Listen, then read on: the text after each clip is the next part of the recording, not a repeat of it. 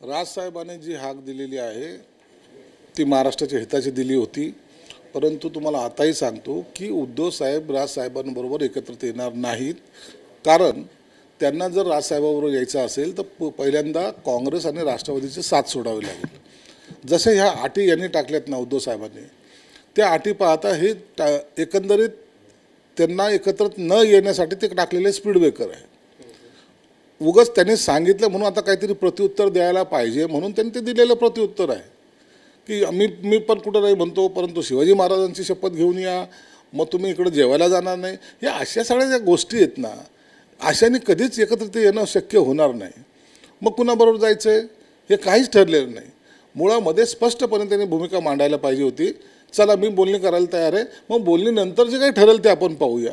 परंतु त्यांनी पहिल्या याच्यात जे स्पीड ब्रेकर टाकलं त्यामुळं ही त्यांचं एकत्रित येणं शक्य नाही म्हणजे नाही. संजय राऊत यावरती असं म्हणतात की राज ठाकरे आणि उद्धव ठाकरे या दोघांमध्ये इमोशनल टॉक आहे. इमोशनल टॉक असायला पाहिजे. कुटुंब आहे ते, कुटुंबामध्ये तेवढं संवाद नको. फक्त संजय राऊतने त्याच्यात तेल टाकू नये म्हणजे झालं. असा हा एकमेकाबरोबर संवाद हा असलाच पाहिजे. आम्ही तेच दरवेळेला सांगत असतो की तुमचं राजकीय काही जरी आखाडे असतील किंवा तुमच्या राजकीय भूमिका काही जरी असेल, परंतु नात्यामध्ये दुरावा निर्माण होऊ देणं हे चुकीचं आहे. ते की राज उद्धव युतीचा पुढचा अंक कॅफेत चाय पे चर्चा असा होईल म्हणतात. तर ते आणखीनही म्हणतात की राज ठाकरे यांना महाराष्ट्रद्रोही कोण आहे ती माहिती आहे. हे सर्व आता संजय राऊत यासाठी बोलायला लागले की त्यांना माहिती आहे की आपल्याला युती करायची नाही आहे, म्हणून हे आणखीन एक प्रश्न त्याच्यात टाकत जातील आणि यांच्यामध्ये दुरावा कसा निर्माण होईल हे काम हे लोक करतील. जर ते दोघं भाऊ एकत्रित आले तर यांचे दुकानं बंद होतील, म्हणून त्यांनी केलेला हा प्रयत्न आहे. त्यांचं म्हणणं असं आहे की काही लोकांना समविचारी पक्ष एकत्र आलेले आवडत नाही आणि भाऊ सुद्धा एकत्र आलेले आवडत नाही. हे तेच आहेत, यांनाच आवडत नाही. बाकी महाराष्ट्राला काही घेणं देणं नाही आहे. ते एकत्र आले तर त्यांचा आनंदच आहे, परंतु या लोकांना नको. मग ते शरद पवारची चाकरी कोण करेल, मग ते काँग्रेसची चाकरी कोण करेल, आणि मग यांचं अस्तित्व कसं टिकेल.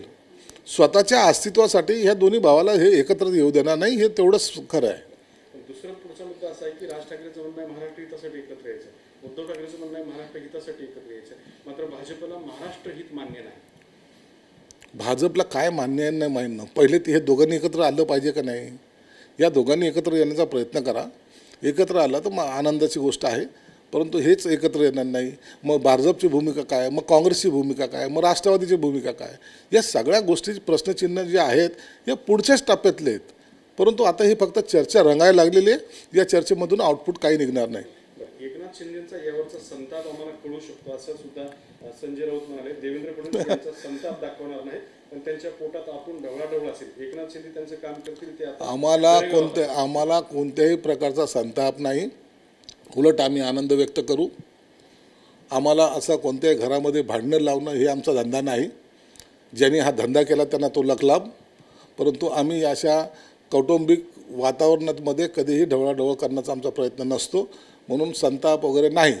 एकत्र या, आम्ही तुमचं स्वागत करू. तर यावर देवेंद्र फडणवीस सुद्धा बोलले. ते म्हणतात की ठाकरे बंधू एकत्र आले तर आम्हाला आनंद, पण वाट बघा आपण दोघं एकत्र आले तर स्वागत करू. मग ते वाट तर बघावंच लागेल ना, आणि शक्य नाही आहे. उगाच त्याच्यावर चर्चा घडते आणि त्या चर्चेतून काही निष्पन्न होणार नाही. फडणवीस म्हणतात ऑफर देणारा एक आणि अटी ठेवणारे दुसरे, मी काय बोलणार यावर. तसंच चाललो आहे ना.